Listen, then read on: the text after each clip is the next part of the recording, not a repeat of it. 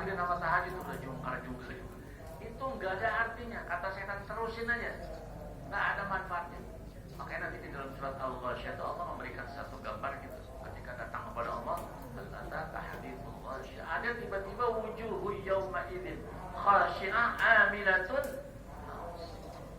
Dipikir ini yang dibawa amal soleh semua di hadapan Allah. Kata Allah, amilatun nasibah, itu sampah betul. Sampah ini ngapain bawa? Sholatnya sholat sampah. Semua dianggap sampah. Amilatun nasibah. Coba itu. Apa enggak innahu lakum adu mubin? Coba kita udah capek-capek sampai sono, habis semua itu. Nah, kita perlu tahu apa itu ujub. Nah, ini yang kita kaji ya. Kalau sekedar ujub bingung, apa ujub? Mudah-mudahan kita bisa amalkan, karena ini bahaya sekali ya. Bahaya ini, tiga serangan iblis ini. Khutbah ini akan menghapus seluruh amal kita di hadapan Allah Subhanahu wa Ta'ala. Ujub itu dalam bahasa Arab, dalam bahasa dulu nih ya, itu maknanya ajiba ya'jib wa ajiban, itu bangga, kagum, senang begitu. Kalau Bapak itu pernah lihat acara TV itu ada simbol makanan, kalau makanan banyak ajib begitu. Itu orang atau ajib, maksudnya senang, kagum gitu. Ajib. Ajiba ya'jib itu kagum, senang, bangga gitu. Itu secara bahasa. Tapi apa yang dimaksud ujub dalam bahasa syariat ini, dalam agama yang tidak diperkenankan oleh Allah Subhanahu wa Ta'ala? Ujub yang pertama ya. Jadi al-ajbu darajat. Ujub itu ada beberapa tingkatan. Minha ayyuzayyan lil 'abdi su'u 'amalihi fayarahu hasanan wa yu'jibuhu wa yahsabu annahu yuhsinuna sun'ah. Jadi ujub yang pertama itu apabila seseorang merasa, menganggap amal-amal buruknya maksud kepada Allah Subhanahu wa Ta'ala itu merupakan kebaikan. Itu ujub yang pertama. Dalilnya nanti kita bisa baca di dalam surat Fatir, surat ke-35 ayat ke-8. Ini ujub yang pertama. Afaman zuyyina lahu su'u 'amalihi fara'ahu hasanan. Apakah orang-orang ya, yang telah dibuat oleh iblis ini, oleh syaitan, zuyyina lahu su'u 'amalihi, buruk kebaikan itu, fara'ahu hasanan, dimakan itu kebaikan. Itu ujub yang pertama. Pak, kalau Bapak lahiran tahun 66, SMA-nya dulu tuh ada penyair namanya Ibit dia, ada pernah nyanyi tuh. Jadi saya tuh ada orang yang bangga dosa-dosa, itu ujub pertama tuh.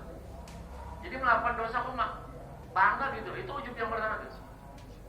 Masih apa lagunya Bu ya?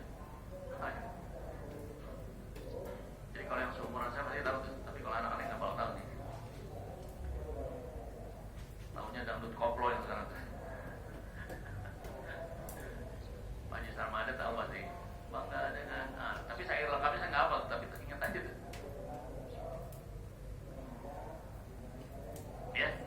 Jadi afaman zuyyina lahu su'u 'amalihi fara'ahu hasan, ini ujub yang pertama. Orang melakukan perbuatan maksiat tapi dia bangga. Itu ujub yang pertama. Ujub yang kedua, ya. Wa minha ay yu'mina al-'abda bi rabbih faqad 'ala 'azza wa jalla wa lillahi 'alaihi fihi al-mann. Jadi ujub yang kedua ini yang dimasukkan ke dalam orang-orang yang beribadah apabila seseorang itu merasa bangga dengan amalnya, merasa takjub dengan amalnya, merasa senang melakukan kebanyakan amal itu, kemudian dia merasa bisa beramal itu karena dirinya sendiri.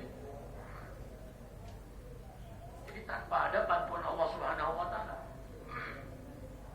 Seolah-olah kita tuh bisa melakukan ibadah itu sendiri gitu. Kekuatan kita sendiri, karena kehebatan kita sendiri. Setelah itu kemudian disusul dengan karena dia merasa bisa melakukan ibadah itu dengan dirinya sendiri tanpa bantuan Allah Subhanahu wa Ta'ala, mulai menjadikan Allah agama Allah punya jasa dong sama aneh. Anak udah hebat ibadahnya. Ini kita dilihat di dalam surat Al-Hujurat, surat ke-49 ayat ke-17, supaya gamblang contohnya itu ya. A'udzu billahi minasy syaithanir rajim. Yamun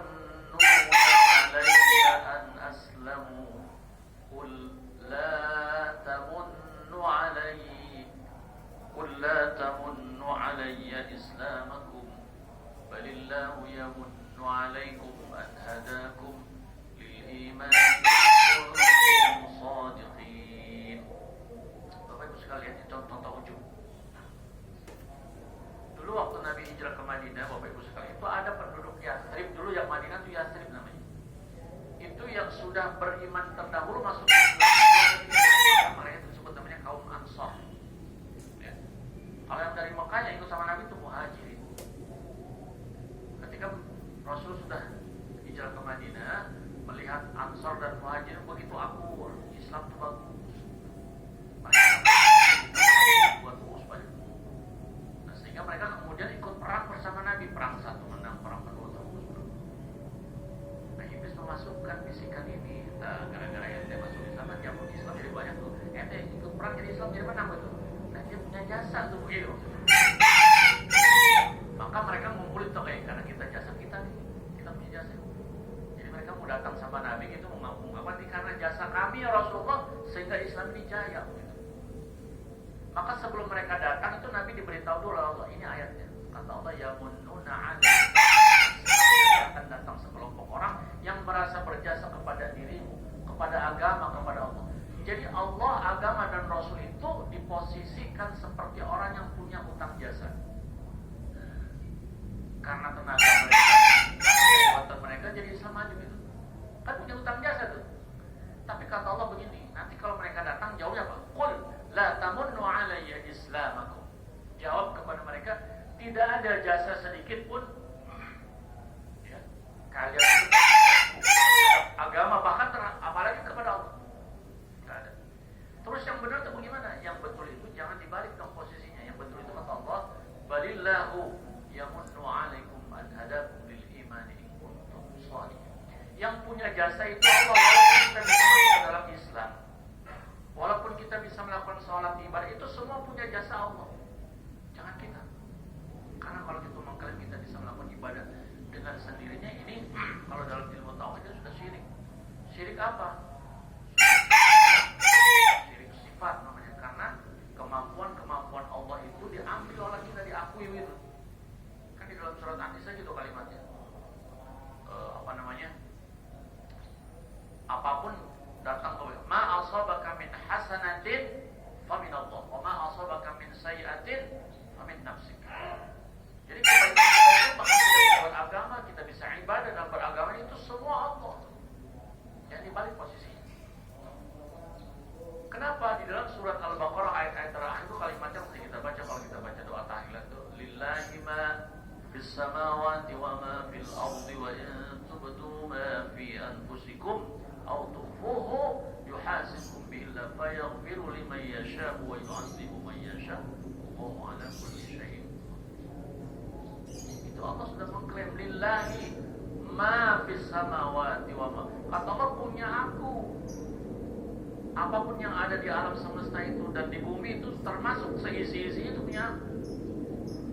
Bapak Ibu sekalian, ini kita bisa duduk di sini ngaji tadi salat subuh. Itu perlu energi enggak? Perlu ya. Kalau kita telusuri kita energi dari mana? Tentu dari makanan. Makanan itu nanti menumbuhkan siapa itu? Nah, itu kalau itu semua punya Allah. Jadi kita ini nggak berhak mengklaim kita bisa ibadah karena diri kita sendiri nggak boleh. Nah orang ujub itu mengklaim begitu karena saya. Jadi membalik sehingga Allah diposisikan menjadi seperti orang yang punya utang. Jadi ini ujub. Kalau ini dilakukan oleh seorang hamba maka fa'ahbatu a'malakum, amal-amal orang itu akan dihapus oleh Allah Subhanahu wa ta'ala. Halus enggak? Halus bukan hanya ayo Ustaz masih ke tempat berzina, bukan begitu caranya. Itu mah pasti nolak nih. Ini harus jebakan-jebakannya. Atau ada orang yang senantiasa merasa dia paling benar di atas orang lain. Ini pendapat saya paling benar, kamu tuh salah. Siapa? Itu termasuk ujub juga. Karena dia merasa paling benar pendapat. Kalau ini dilakukan kata setan, aku akan oncang-oncang kaki. Silakan kamu tahajud berapa kali? Istahwaza alaihim syaitan fa ansahum zikrullah. Ulaika hizbus syaitan, ala inna hizbus syaitan humul khasirun. Rugi. Udah capek-capek ibadah hasilnya nol semua. Bapak Ibu sekalian, tentu Allah Subhanahu wa taala bersama Rasul menjelaskan bagaimana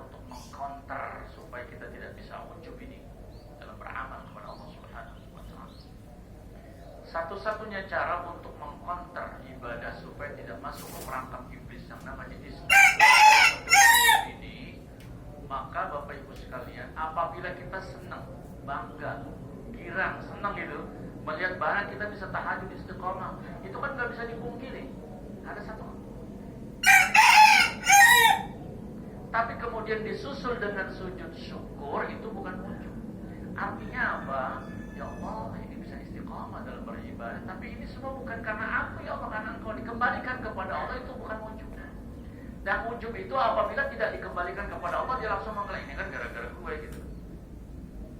Maka kalau disusul dengan sujud syukur kepada Allah Subhanahu wa ta'ala, kita kembalikan kepada Allah Subhanahu wa ta'ala. Maka sering saya katakan, disunnahkan apapun ibadah yang sudah bisa kita lakukan, maka susul dengan sujud syukur kepada Allah Subhanahu wa ta'ala ya.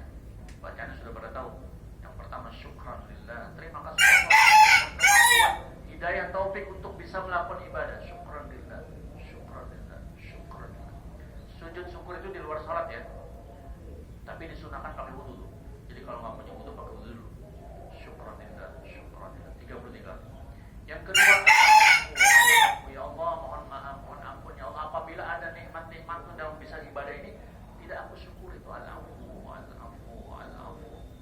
Yang ketiga itu hamdalillah, hamdalillah. Kembalikan segala puji itu memang milik Allah Subhanahu wa ta'ala, karena kita bisa beribadah. Nah, jadi Bapak Ibu sekalian, jadi kalau kita senang bangga dengan amal kita, kita merasa kenikmatan, kembalikan kepada Allah, itu bukan ujub. Yang ujub itu apabila langsung ditarik menjadi kemampuan kita. Nah, ujub juga dalam bahasa Arab disebut namanya ananiyah. Kenapa ananiyah? Karena begitu orang ujub itu selalu mengklaim karena kehebatan dirinya. Umpama contoh, ini ngurusin masjid. Kita kan sudah keluar tenaga, keluar waktu, terus kita apa segala macam. Kadang-kadang begini, ini kan pokoknya ini nggak bakal selesai kalau bukan karena gue ini gitu. Ah, itu masih nggak bilang anak gue, anak gitu. Karena anak, karena anaknya banyak tuh dalam bahasa ananiyah. Jadi ujub itu sama dengan ananiyah. Dia tidak mengembalikan dia bisa mengurus masjid itu karena Allah. Kembalikan kepada Allah itu bukan ujub. Tapi ketika dia mengatakan ini karena saya ananiyah, itu sama dengan ujub. Alhamdulillah kita dapat ilmu ini luar biasa. Istahwadha alaihi Kemudian yang kedua, ketiga itu kata iblis tadi, wa aqsara wa qasara amalahu wa saghara fi 'ainaihi dzambah. Orang itu merasa banyak amalnya di hadapan Allah dan merasa sedikit dosanya di hadapan Allah. Ini yang disebut di dalam surat An-Najm oleh Allah Subhanahu wa ta'ala, itu adalah orang yang merasa suci ya. Merasa suci di hadapan Allah Subhanahu wa ta'ala. Surat An-Najm itu surat ke-53 ayat ke-32. Maka yang kedua, amalannya orang merasa suci di hadapan Allah, jadi banyak amal dan sedikit dosa. Maka di dalam surat An-Najm punya perasaan seperti ini dilarang oleh Allah. Fala tuzakku anfusakum huwa a'lamu biman ittaqwa. Jangan pernah kita sebagai orang beriman ini merasa suci di hadapan Allah Subhanahu